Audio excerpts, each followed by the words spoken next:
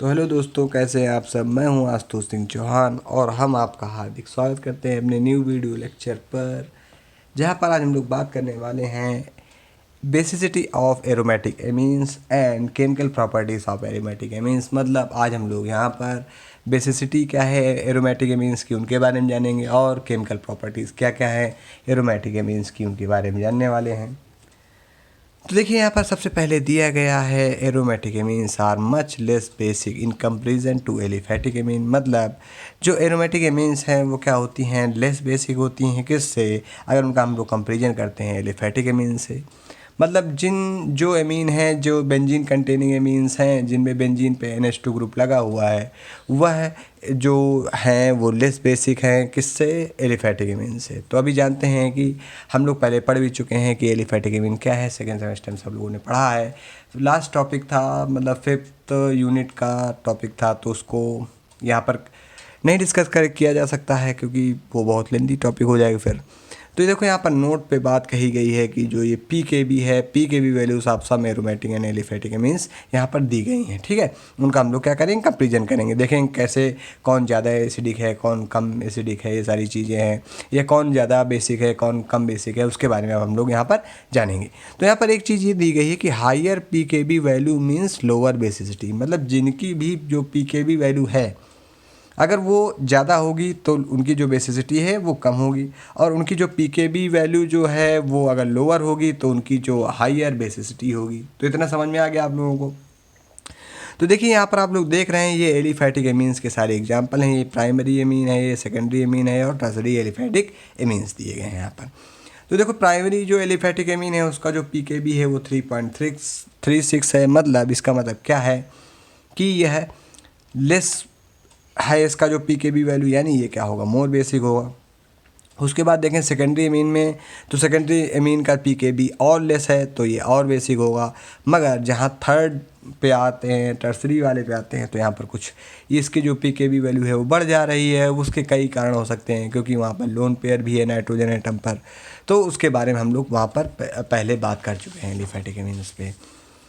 तो यहाँ पर कुछ एग्जांपल और दिए गए हैं एरोमेटिक एमीन्स के दिए गए हैं। तो जैसे यहाँ पर जो एनिलीन है, एलिलीन का 9.37 था। तो आप लोग देख सकते हैं कि पहले यहाँ पर हम लोगों ने पिछले जो कंपाउंड हैं एलिफेटिक एमीन्स पे वहाँ पर बात की थी, तो वहाँ पर 3.27, 3.35 एंड 4.97 तक पहुँच रही थी PKB वैल्यू। मगर यहाँ पर आप लोग देख सकते हैं जैसे ही बेंजीन आ रहा है वैसे ही जो PKB वैल्यू का इन्हांसमेंट है वो बहुत ज़्यादा हो जा रहा है, 2 गुना या 3 गुना हो जा रहा है, जिसके कारण जो बेसिसिटी का रेशियो है गाइस वो घटने वाला है। क्यों घटने वाला है? क्योंकि यहाँ पर कुछ अलग कंडीशन होने वाली हैं। यहाँ पर रेजोनेंस का स्ट्रक्चर आने वाला है और भी बहुत सारी चीज़ें होने वाली हैं, जिससे क्या होगा, बेसिसिटी घट जाएगी। तो अभी हम लोग उनके बारे में बात करेंगे। तो देखिए यहाँ पर हम लोगों ने कई कंपाउंड की जो एसिडिटी है, या सॉरी जो बेसिसिटी है, उनके जो PKB वैल्यू है उनको रखा हुआ है। तो आप लोग देख सकते हैं यहाँ पर एनिलीन की इतनी होती है। तो आप इसका क्या करेंगे, तुरंत इसको पॉज करके वीडियो को तुरंत ये सारी चीज़ें नोट करेंगे, क्योंकि ये अगर चीज़ें सभी बताई जाएंगी तो वीडियो बहुत लेंदी हो जाएंगे। तो उसके आगे यहाँ पर दोस्तों बात की गई है कि aromatic and aliphatic amines owe their basicity to the lone pair of electron on nitrogen. मतलब क्या होता है कि जब चाहे एरोमेटिक एमीन हो चाहे एलिफेटिक एमीन हो, होता क्या है, होता यह है कि जो इसमें नाइट्रोजन होता है वो नाइट्रोजन क्या करता है, उसके ऊपर एक लोन पेयर होता है, और यही लोन पेयर ऑफ इलेक्ट्रॉन क्या करता है, किसी भी कंपाउंड की यानी किसी भी एमीन की बेसिसिटी को डिफाइन करता है। मतलब अगर यही लोन पेयर ऑफ इलेक्ट्रॉन जो यहाँ पर दिए गए हैं, अगर वो बेंजीन रिंग में जाएंगे तो डिलोकलाइजेशन होगा।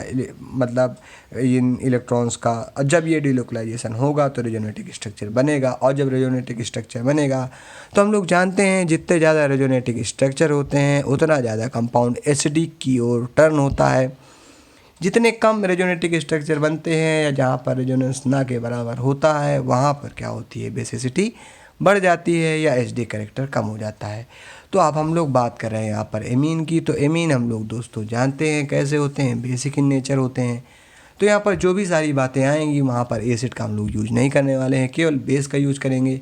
तो अगर PKB वैल्यू ज़्यादा है तो बेसिक नेचर कम होगा, और अगर रेजोनेंस ज़्यादा हो जाएंगे तो भी क्या होगा, जो बेसिसिटी का कॉन्सेप्ट है वो बेसिसिटी वहाँ पर घट जाएगी। उसके बाद दूसरा पॉइंट यहाँ पर क्या दिया गया है कि for determining the relative basicity availability of lone pair electron for donation to H+। अब अगर हम लोग रिलेटिव बेसिसिटी को अगर डिटरमाइन करना चाहें तो यहाँ पर जो लोन पेयर जो अवेलेबिलिटी है लोन पेयर ऑफ इलेक्ट्रॉन की, तो वो क्या करता है, वो H+ आयन को डोनेशन करता है। तो अभी हम लोग उसके बारे में कंफर्म करने वाले हैं। उसके बाद अब यहाँ पर देखो तीसरी जो बहुत ही इंपॉर्टेंट बात कही गई है वो ये है कि anything that withdraw electron density from nitrogen decrease basicity while anything that release electron density to nitrogen increase basicity. मतलब जैसे अब हम लोग यहाँ पर बात कर रहे हैं एरोमेटिक एमीन की, तो एरोमेटिक एमीन में ये होने वाला है। तो आप लोग देख रहे हैं एरोमेटिक एमीन पे ये हो गया है, तो यहाँ पर लोन पेयर इलेक्ट्रॉन है।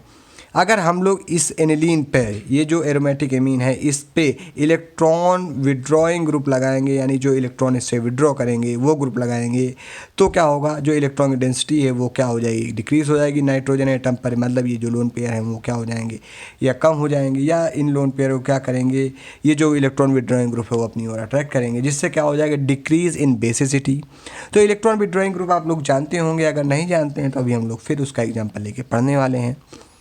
तो अगर आपको ये सारी चीज़ें बार बार बतानी पड़ रही हैं तो ये बहुत ही सोचने वाली बात है, क्योंकि आपको इस प्रकार से केमिस्ट्री आएगी ही नहीं। फिर उसके बाद यहाँ पर दिया गया है कि अगर हम लोग इलेक्ट्रॉन रिलीजिंग ग्रुप जोड़ रहे हैं अगर इस कंपाउंड पर, तो जो इलेक्ट्रॉन डेंसिटी है नाइट्रोजन पर वो क्या हो जाएगी, बढ़ जाएगी। अब जब इलेक्ट्रॉन डेंसिटी बढ़ जाएगी नाइट्रोजन एटम पे, तो होने वाला है ये है कि बेसिसिटी क्या हो जाएगी, वहाँ पर बढ़ जाने वाली है। फिर उसके बाद यहाँ पर देखो कुछ चीज़ें बताई गई हैं कि इलेक्ट्रॉन रिलीजिंग ग्रुप क्या है। तो electron releasing group CH3 OCH3 NH2 होते हैं। मतलब मेथिल ग्रुप होगा, चाहे एल्कोक्सी ग्रुप होगा, चाहे एमीन ग्रुप होगा। अगर ये सारे तीनों ग्रुप में से कोई ग्रुप अगर एनिलीन में के साथ ऐड होगा या एरोमेटिक एमीन्स के साथ ऐड होगा, तो वो क्या करेगा, वो बेसिसिटी को क्या करेंगे, इंक्रीज़ करेंगे। ठीक। उसके बाद दिया गया इलेक्ट्रॉन विड्रॉइंग ग्रुप। तो इलेक्ट्रॉन विड्रॉइंग ग्रुप में आते हैं NO2 Br COOH, जो कि क्या करेंगे, इलेक्ट्रॉन विड्रॉइंग है, वो नाइट्रोजन एटम पर जो लोन पेयर ऑफ इलेक्ट्रॉन है उससे क्या करेंगे, इलेक्ट्रॉन्स को विड्रॉ करेंगे, इलेक्ट्रॉन्स को ले लेंगे या उधार ले लेंगे, जिसके कारण क्या हो जाएगा, वहाँ पर जो बेसिसिटी है वो कैसी हो जाएगी, डिक्रीज़ हो जाएगी। क्यों डिक्रीज़ हो जाएगी, क्योंकि जब वहाँ पर डिलोकलाइजेशन होगा उन इलेक्ट्रॉन्स का, तो वहाँ पर रेजोनेटिक स्ट्रक्चर बनेंगे। जब रेजोनेटिक स्ट्रक्चर बनेंगे तो जितने ज़्यादा रेजोनेटिक स्ट्रक्चर उतनी ज़्यादा बेस सिग्नेचर कम हो जाने वाला है। तो देखो यहाँ पर हम लोगों ने एग्जांपल लेके भी बात की है कि अगर देखो यहाँ पर टॉलुडीन की बात की गई है, तो टॉलुडीन का मतलब होता है जब हम लोग एक एनिलीन पे, ये बेंजीन है NH2 है, तो इस बेंजीन और NH2 के जो कॉम्बिनेशन है उसको एनिलीन कहते हैं।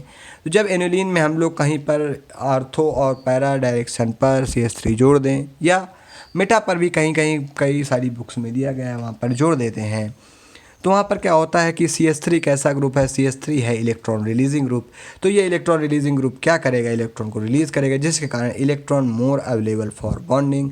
तो जो यहाँ पर इलेक्ट्रॉन है वो क्या करेंगे, जब ये भी दे रहा है, इसके पास खुद है और ये खुद दे रहा है यहाँ से, तो जो इलेक्ट्रॉन है वो ज़्यादा अवेलेबल हो जाएंगे बॉन्डिंग के लिए। क्यों हो जाएंगे, इसके बारे में जानते हैं।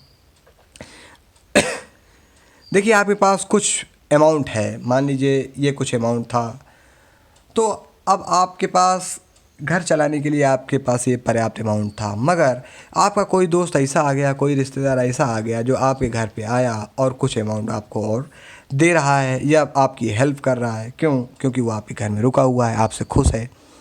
तो जब वो आपको रुपए देगा यानी इलेक्ट्रॉन देगा, तो इलेक्ट्रॉन क्या हो जाएंगे, ज़्यादा हो जाएंगे। यहाँ पर हम लोगों ने इलेक्ट्रॉन को रुपए के तरीके लिया हुआ है। तो जब इलेक्ट्रॉन ज़्यादा हो जाएंगे दोस्तों, तो इलेक्ट्रॉन की जो अवेलेबिलिटी है वो ज़्यादा हो जाएगी। तो जब इलेक्ट्रॉन ज़्यादा अवेलेबल हो जाएंगे तो वहाँ पर बॉन्डिंग क्या हो जाएंगी, ज़्यादा हो जाएंगी। वहाँ पर जो प्लस वाले चार्ज हैं वो अट्रैक्ट करेंगे, जुड़ेंगे, और H+ वहाँ पर क्या हो जाएगा, अटैच हो जाएगा। तो जितना ज़्यादा H+ अटैच होंगे यहाँ पर, उतना ज़्यादा क्या होने वाला है गाइस, उतना ज़्यादा बेस सिग्नेचर होने वाला है। क्योंकि जो एरोमेटिक एमीन्स है वहाँ पर जो H+ का अटैचमेंट है, मतलब जितनी जल्दी H+ एनिलीन से अटैच हो जाएगा, एनिलीन से जुड़ जाएगा, उतना अच्छा बेस होगा। और जब यहाँ पर CH3 आ गया, मतलब CH3 क्या करेगा, इसको इलेक्ट्रॉन और देगा, यानी इलेक्ट्रॉन और रिलीज़ करेगा यहाँ पर। तो जब इलेक्ट्रॉन और रिलीज़ करेगा तो इसके पास जो अवेलेबिलिटी ऑफ इलेक्ट्रॉन है वो बढ़ जाएगी। तो जब अवेलेबिलिटी ऑफ इलेक्ट्रॉन बढ़ जाएगी तो होगा क्या, यहाँ पर जो इसका बेसिक नेचर है वो क्या हो जाएगा, बढ़ जाएगा। तो मतलब जो बेसिक है करेक्टर वो इंक्रीज़ हो जाएगा, बेसिक करेक्टर इंक्रीजेस। उसके बाद देखो यहाँ पर दूसरा एग्जांपल लिया गया है। अब हम लोगों ने यहाँ पर इलेक्ट्रॉन विड्रॉइंग ग्रुप ले लिया है। इलेक्ट्रॉन विड्रॉइंग ग्रुप का क्या मतलब है कि आपके घर में कोई दोस्त आया आपका, वो आपसे उधार ले रहा है। तो अगर आपका घर अच्छे से चल रहा था उन 2 इलेक्ट्रॉनों से, और अगर आपसे किसी खास दोस्त ने कुछ रुपए ले लिए हैं या कुछ रुपए विड्रॉ कर लिए हैं या उधार कर लिए हैं, तो कहीं ना कहीं हो सकता है कि आपके जो दैनिक जीवन के खर्चे हैं वो कमज़ोर हो सकते हैं। तो वही बात यहाँ पर भी है कि जब ये NO2 इस पर आएगा तो यहाँ पर जो अवेलेबिलिटी ऑफ इलेक्ट्रॉन्स थी, अब ये क्या करेगा, NO2 इनसे विड्रॉ करेगा और ये इलेक्ट्रॉन कहाँ पर आ जाएंगे, रिंग में आ जाएंगे। तो रिंग में जब ये डिलोकलाइज करेंगे तो जो इलेक्ट्रॉन का जो यहाँ अवेलेबिलिटी थी वो क्या हो जाएगी, लेस अवेलेबल हो जाएंगे। और जब इलेक्ट्रॉन लेस अवेलेबल हो जाएंगे तो वहाँ पर बॉन्डिंग जो H+ से होनी थी वो हो नहीं पाएगी। जब वह बॉन्डिंग होगी नहीं तो वहाँ पर जो बेसिक नेचर है वो क्या होने वाला है, घटने वाला है। क्योंकि जो बेसिक नेचर की जो एक्चुअल गाइडलाइन है एरोमेटिक एमीन्स की वो ये है कि जब ये जो एनिलीन है या इसको एरोमेटिक एमीन कह दें, क्योंकि हम लोग एरोमेटिक एमीन के बारे में पढ़ रहे हैं। तो जब एरोमेटिक एमीन में H+ का जो अटैचमेंट कराया जा रहा है तो यहाँ पर NH3 पॉजिटिव आ रहा है। क्यों, क्योंकि ये जो H+ है वो N के ऊपर कैसा चार्ज करेगा, पॉजिटिव चार्ज ट्रांसफ़र करेगा।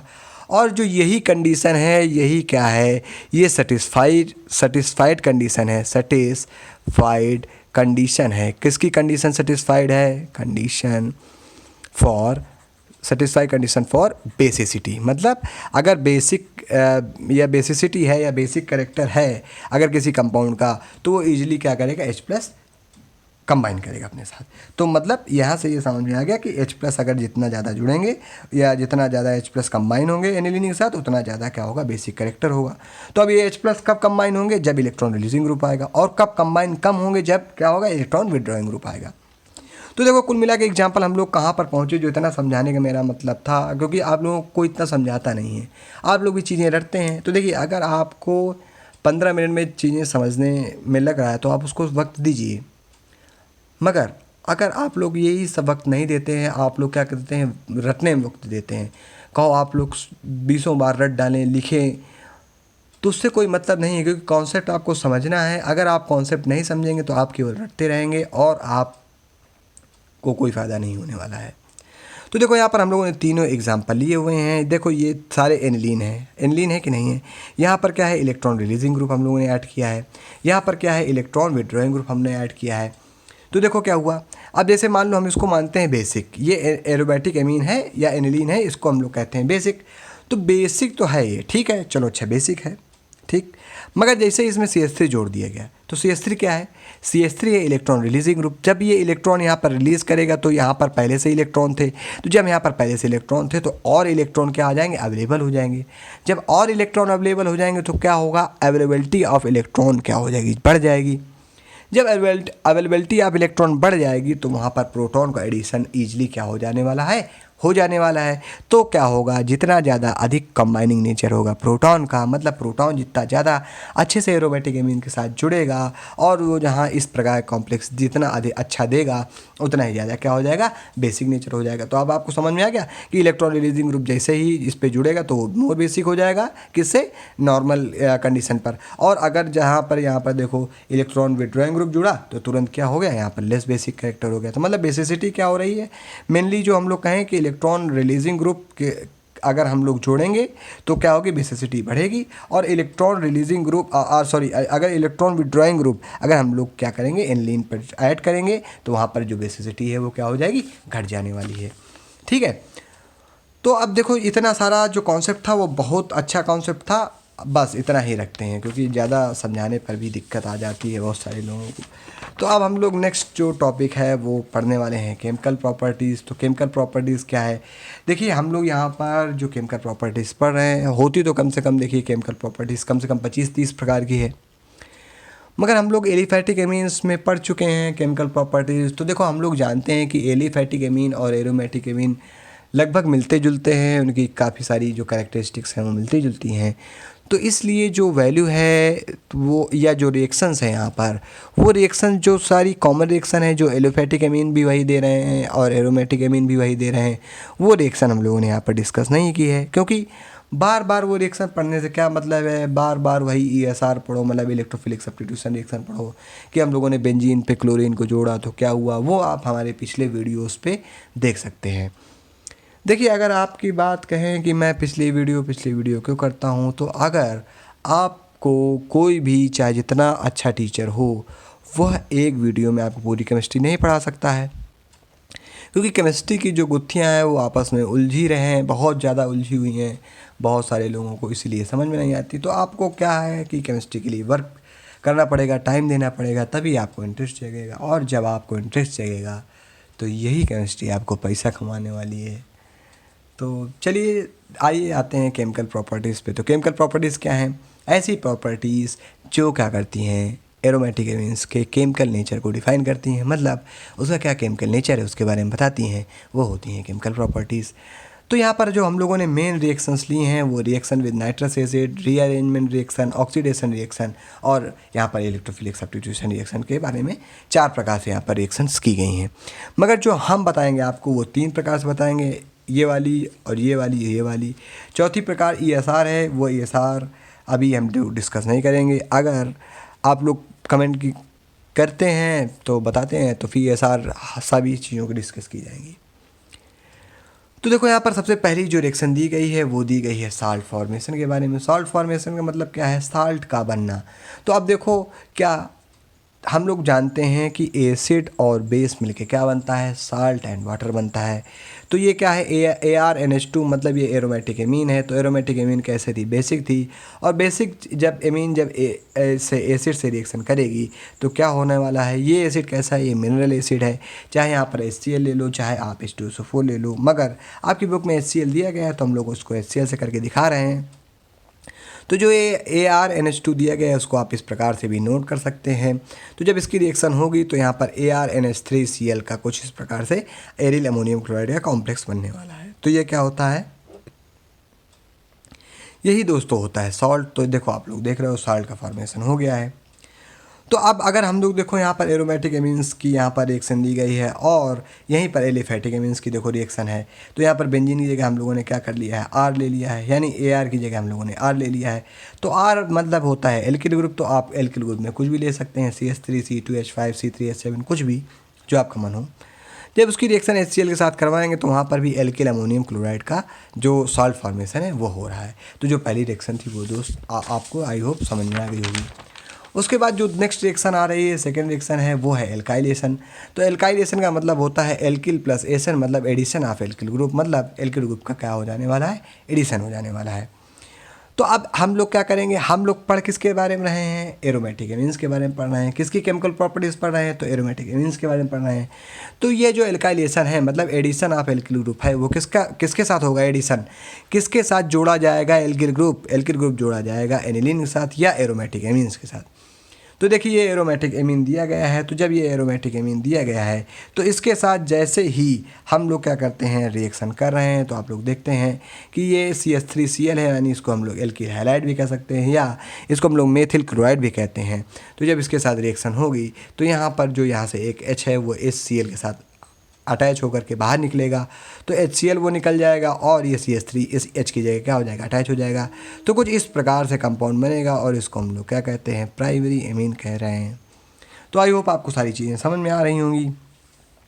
तो देखिए, यहाँ पर ArNH2 प्लस XR, तो यहाँ से एक H निकला, यहाँ से X निकला तो HX हो गया, और AR और यहाँ से एक H निकल गया है ना, तो NH और ये R यहाँ पर जुड़ा तो ये R इस प्रकार से हो जा रहा है। दिखाने को दोस्तों तो हम इसकी आपको पूरी मैकेनिज्म भी दिखा दें, मगर क्या फ़ायदा है, क्योंकि बहुत सारे लोग वीडियो लेंदी होने पर वीडियो ही नहीं देखते हैं या बहुत कम देखते हैं, तो उससे कोई मतलब नहीं है। उसके बाद अगर हम लोग यहाँ पर अगली बात करें तो यहाँ पर अगली बात जो आ रही है वो ये आ रही है, एल्काइलेशन के बाद एसाइलेशन आ रहा है, तीसरी जो रिएक्शन है। तो एसाइलेशन क्या होता है? एसाइलेशन का मतलब होता है एडिशन ऑफ एसिल ग्रुप। तो एसिल ग्रुप का मतलब क्या होता है? एसिल ग्रुप का एडिशन। किस पे होने वाला है एसिल ग्रुप का एडिशन? एसिल ग्रुप का एडिशन होने वाला है एरोमेटिक एमीन पे। तो देखो यहाँ पर एसिल क्लोराइड का जो फार्मूला होता है वो होता है CH3COCl, मगर जो एसिल है, क्योंकि एसिल और क्लोराइड दो चीज़ें हैं यहाँ पर, क्लोराइड मतलब Cl और एसिल मतलब CH3CO, तो एसिल मतलब CH3CO और एडिशन मतलब एडिशन, मतलब CH3CO का क्या होगा, एडिशन होगा। अब ये CH3CO दोस्तों आता कहाँ पर है, तो ये CH3CO आता है एसिड हाइलाइड पर और एसिड एनहाइड्राइड पर। तो एसिड एनहाइड्राइड और एसिड हाइलाइड अब बहुत लोगों को नहीं आते हैं, तो यहाँ पर हम लोगों ने एग्जाम्पल दिए हुए हैं, तो उनके माध्यम से हम लोग यहाँ पर जान लेते हैं। तो देखो यहाँ पर होगा क्या, यहाँ पर चाहे जो भी रिएक्शन आएंगी, देखो यहाँ पर ये एसिड क्लोराइड यहाँ पर हम लोगों ने लिया हुआ है। एसिड क्लोराइड की जब रिएक्शन हम लोग कर रहे हैं एमीन से, तो वहाँ पर क्या बन रहा है, वहाँ पर ये बेंजीन है, फिर NH ग्रुप आ गया है, यहाँ से एक H हटा, ये Cl के साथ अटैच हुआ, HCl बाहर आ गया, ठीक है। अब इस H के बाद यहाँ पर क्या बचा, अब इसके बाद ये कार्बन आएगा, तो इस कार्बन में डबल बॉन्ड है, तो डबल बॉन्ड हो लगेगा, फिर ये CH3, तो ये CH3 जुड़ जाएगा। तो कुछ इस प्रकार से ये चीज़ें यहाँ पर आ रही हैं। और एक प्रकार से अगर देखें तो ये एक प्रकार से कीटोन बन रहा है, तो इसका नाम आपको कमेंट में बताना है दोस्तों कि क्या इसका नाम होने वाला है। अगर आप लोग हमको ये नाम बताते हैं तो हमें ये बहुत सारे अच्छा लगने वाला है। उसके बाद ये एसिड क्लोराइड था, तो एसिड क्लोराइड के साथ इस प्रकार से रिएक्शन होने वाली है। तो देखो जो मोस्टली रिएक्शन होने वाली हैं दोस्तों, उनमें क्या होगा, जो ये बेंजीन रिंग के साथ NH2 जुड़ा हुआ है, इस NH2 के साथ जो H है वो एक H रिप्लेस होगा और वहाँ पर दूसरी चीज़ें अटैच हो जाने वाली हैं। अगर अब यहाँ की बात करें तो देखो ये भी एरोमेटिक एमीन है और ये CH3C डबल बॉन्ड O का होल ट्वाइस, मतलब ये 2 बार है और ये क्या है, O है। तो अब ये क्या है, बहुत लोगों को समझ में नहीं आएगा क्योंकि थोड़ा सा कॉम्प्लिकेटेड है। तो हम लोग देखते हैं ना क्या दिक्कत है, तो इसको हम लोग मानते हैं, चलो इसको मान लेते हैं O, और इसको O, इसको CH3 मान लिया, ठीक है, फिर इसको O और इसको CH3 मान लिया। तो यही स्ट्रक्चर तो यहाँ पर है। अब क्या होगा, यहाँ पर बॉन्ड टूटेंगे। बॉन्ड कैसे टूटेंगे, मान लो बॉन्ड टूटा, मान लो इधर बॉन्ड टूटा, तो इधर हो गया माइनस, इधर हो गया प्लस, ठीक। अब ये जो OCH3 है वो किसके साथ जुड़ेगा, यहाँ से एक H क्या होगा, बाहर हो जाएगा और उसके साथ ये जुड़ जाएगा, तो CH3C, ये हो जाएगा CH3OOH, CH3COOH, ये हो जाने वाला है, ठीक। क्यों, क्योंकि ये जो है ये CO है, ये भी CO है, तो ये क्या हो जाएगा, CH3COOH, इस प्रकार से यहाँ पर ये हो जाएगा। तो ये बन गया आपका, बचा क्या, CH3CO। तो अब देखो यहाँ से ये बेंजीन है, तो बेंजीन बनाओ, यहाँ से H निकला तो NH बचा, और ये CO CH3 यहाँ पर अटैच कर देना है। तो इस तरीके से ये चीज़ें करनी है हम लोगों को, ठीक है। फिर उसके बाद अगली जो रिएक्शन आ रही है, रिएक्शन विद एल्डिहाइड। तो एल्डिहाइड का फार्मूला होता है RCH डबल बॉन्ड O या RC डबल बॉन्ड OH, इस प्रकार से लिखते हैं। तो देखो यहाँ पर जैसे ही हम लोगों ने एल्लीन की रिएक्शन करवाई है इस प्रकार से CH3CH डबल बॉन्ड O से, तो अब क्या होगा, यहाँ से H2O क्या हो जाएगा, बाहर निकल जाएगा, क्योंकि हम लोगों ने क्या कहा था, यहाँ पर जो भी एडिशन होगा या सब्स्टिट्यूशन होगा वो केवल हाइड्रोजन के साथ होने वाला है। तो हाइड्रोजन के साथ जब ये O निकलेगा तो H2O मतलब वाटर निकल गया है, उसके साथ ये जो डबल बॉन्ड था अब ये डबल बॉन्ड N के साथ आ जाएगा, क्योंकि वैलेंसी सेटिस्फाई करनी होगी और नाइट्रोजन की वैलेंसी 3 होती है, तो एक इधर है तो उसको वैलेंसी को पूरी करने के लिए डबल बॉन्ड यहाँ पर आ जाएगा। तो इस तरीके से ये चीज़ें आ जाएंगी। अब ये क्या हो रहा है, अब ये एमीन से यानी एरोमेटिक एमीन से आइमाइन चेंज हो रहा है, मतलब एरोमेटिक आइमाइन बन रहा है, ठीक है। तो ये सारी चीज़ें आ रही हैं।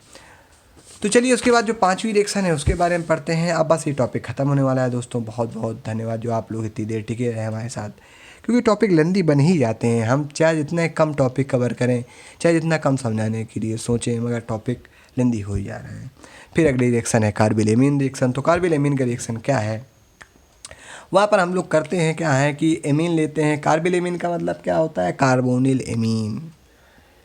मगर अब हम लोग जानते हैं कैसे होने वाली है वो चीज़ें। कार्बोनिल एमीन का मतलब दोस्तों कार्बोनिल एमीन नहीं है। अभी हम लोग उसको बताते हैं वो क्या है। देखो यहाँ पर एनलीन है। एनलीन की रिएक्शन जब हम लोग क्लोरोफॉर्म से करते हैं, ये रिएक्शन आप लोग याद कर लो, ये हमेशा आती है। कई रिएक्शन हैं जो हमेशा आती हैं, आप लोग ध्यान नहीं देते हैं, तभी रिएक्शन में दिक्कत आ जा रही है आप लोगों को।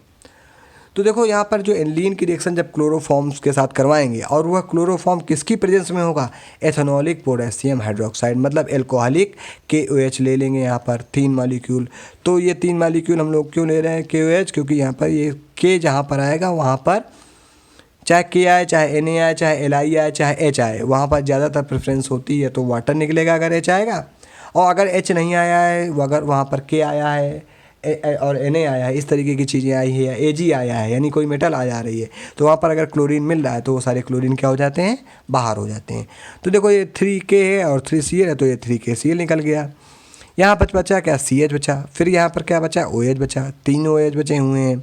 अच्छा चलो 3 OH हैं तो यहाँ पर कितना है, 1 H है, और यहाँ पर 2 H हैं, तो 2 और 1 3 H, 3 H हो गए कि नहीं हो गए, और 3 H इधर और 3 H इधर, तो 6 H और कितने ऑक्सीजन 3, तो अब 6 H और O3, तो क्या कॉम्बिनेशन बन रहा है, H2O, तो H2O देखो 3H2O बना, 3 2 जा 6 और 3 1 जा 3, तो 3H2O, तो बचा क्या यहाँ पर, C बचा, तो ये N के साथ ये C अटैच हो जाएगा। तो अब ये क्या बन गया, बेंजीन के साथ NC जुड़ गया। NC का मतलब क्या होता है, ये कैसा ग्रुप है, आइसोनाइट्राइल ग्रुप है। कैसा ग्रुप है, आइसोनाइट्राइल ग्रुप है, तो इसको ही हम लोग क्या कहते हैं, कार्बिलेमीन। मतलब अब यहाँ पर कार्बिलेमीन मिल गया। तो जो इसका ऑर्डर होता है दोस्तों, वो कैसा होता है, डिसएग्रीएबल ऑर्डर होता है, और ये क्या होता है, एक प्रकार से जो एरोमेटिक एमीन है उसका टेस्ट भी होता है। मतलब हम लोग इस प्रकार से एरोमेटिक एमीन अगर इस चीज़ें से मतलब आइसोनाइट्राइल बना रही हैं या कार्बिलेमीन बना रही हैं, तो वो मतलब आइडेंटिफिकेशन टेस्ट हो जा रहा है कार्बिलेमीन रिएक्शन का। तो अगर आपको देखिए कोई भी रिएक्शन समझ में नहीं आ रही तो आपको कमेंट करना है, मतलब कोई ये वाली बात नहीं है, क्योंकि आप लोग यहाँ पर समझने आए, तो अगर आपको चीज़ें समझ में अच्छे से आएंगी तभी तो आपको अच्छा मज़ा आएगा। तो जो 6 रिएक्शन है वहाँ पर दिया गया है ऑक्सीडेशन। तो ऑक्सीडेशन में क्या करते हैं हम लोग, ऑक्सीडेशन हम लोग ये करते हैं कि हाइड्रोजन को निकालो, ऑक्सीजन को अटैच करो। तो देखिए ये रिएक्शन भी आप लोग रट ही लीजिएगा, क्यों, क्योंकि यहाँ पर देखो हम लोगों ने एनिलीन लिया है, और एनिलीन की पोटेशियम डाइक्रोमेट यानी K2Cr2O7 के साथ रिएक्शन की है, और उस पर प्रेजेंस है H2SO4 की, या हम लोग इसको O इस प्रकार से दिखा सकते हैं। इसका मतलब होता है ऑक्सीडेशन होना। तो यहाँ पर H है तो इसको निकालो, तो ये पूरा निकल जा रहा है दोस्तों, तो ये डबल बॉन्ड O, इसलिए मैं कह रहा था इसको याद कर लेना। इसका नाम होता है पैराबेंजोक्विनोन। अब अगर हम लोग इसकी जो पेट्रीफ्लोरोएसिटिक एसिड है, अगर उसकी प्रेजेंस में रिएक्शन कराते हैं, तो वहाँ पर जो ऑक्सीडेशन है वो कुछ ऑक्सीडेशन हम लोगों को समझ में आने वाला है। क्यों, क्योंकि यहाँ पर जो H2 है वो निकलेगा और O2 क्या हो जाएगा, अटैच हो जाएगा। तो यही तो हो गया ऑक्सीडेशन। तो देखो यहाँ पर आप लोग देख सकते हो, तो ये सारी चीज़ें यहाँ पर हो गई। तो कुल मिला के हम लोग यहाँ पर 6 रिएक्शन तो बात कर चुके हैं, मगर हम लोग कम से कम 8 रिएक्शन समझ चुके हैं। उसके बाद जो लास्ट रिएक्शन आ रही है इस पूरे चैप्टर की, वो है रिएक्शन विद नाइट्रस एसिड। तो नाइट्रस एसिड का मतलब क्या होता है, HNO2। तो HNO2 को हम लोग HO और NO से लिखते हैं।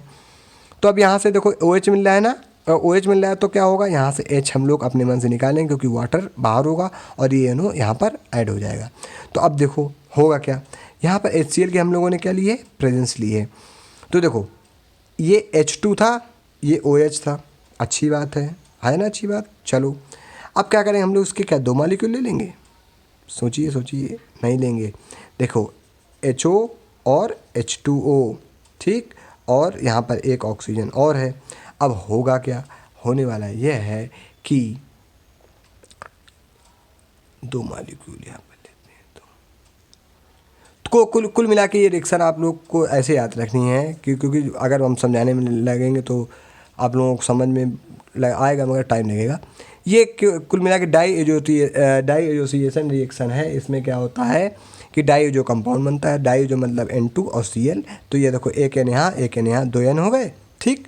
चलो यहाँ से N निकल गया, N2 हो गया, और ये Cl माइनस यहाँ से आ गया, तो क्या हो गया, ये Cl, तो N2Cl हो गया। डाईएजोसी यहाँ पर क्या हो गया, डाईएजोनियम साल्ट बन रहा है। ये भी क्या है, टेस्ट है। चलो अब जो H2O बाहर निकल रहा है उसके बारे में सुनो। देखो यहाँ पर कितने H2, यहाँ पर कितने, 1 3, ठीक। ऑक्सीजन कितने, 2। अब वाटर कितना बन सकता है, 2 बन सकता है, क्योंकि 2 ऑक्सीजन है। तो हाइड्रोजन कमी कितनी है, 1 की, क्योंकि 2 और 1 3 हो रहे हैं, तो 1 H यहाँ से नहीं आएगा क्या भाई, जब ये Cl यहाँ पर आएगा तो 1 H यहाँ से आएगा, तो 4 H हो गए, तो 2 H2O हो गया। तो इस प्रकार से हम लोगों ने सारी चीज़ें ख़त्म कर दी हैं। तो देखो अब एक इंपॉर्टेंट चीज़ जो मैं लास्ट में बताना चाहता हूँ ये है कि जैसे हमने आपको पूरा चैप्टर पढ़ाया, तो हम आपको समझाने के लिए पूरा चैप्टर पढ़ाते हैं।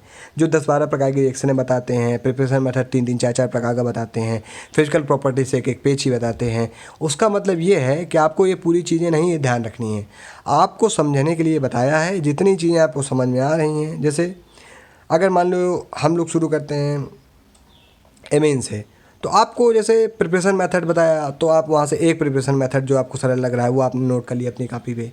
फिजिकल प्रॉपर्टीज़ बताई तो कोई 4 फिजिकल प्रॉपर्टीज़ या 2-3 फिजिकल प्रॉपर्टीज़ अपनी कॉपी पे आपने ऐड कर ली। केमिकल प्रॉपर्टीज़ बताई तो 4 केमिकल प्रॉपर्टीज़ कम से कम अपने मन से ऐड कर ली। तो उससे क्या होता है, उससे जो नंबर का जो रेशियो होता है वो बढ़ जाता है। देखो जब आप अच्छी कॉपी लिखते हैं, यूजेस क्या क्या हैं इनके, इस तरीके से आपको करना है। तो इसलिए मतलब ये आपको ये नहीं सोचना है कि हम जितना बता रहे हैं उतना ही आपको करना है। ऐसे तो आपके एक कॉपी ही भर जाएगी क्वेश्चन में, अगर सही से अगर कोई क्वेश्चन आपने हल कर दिया तो।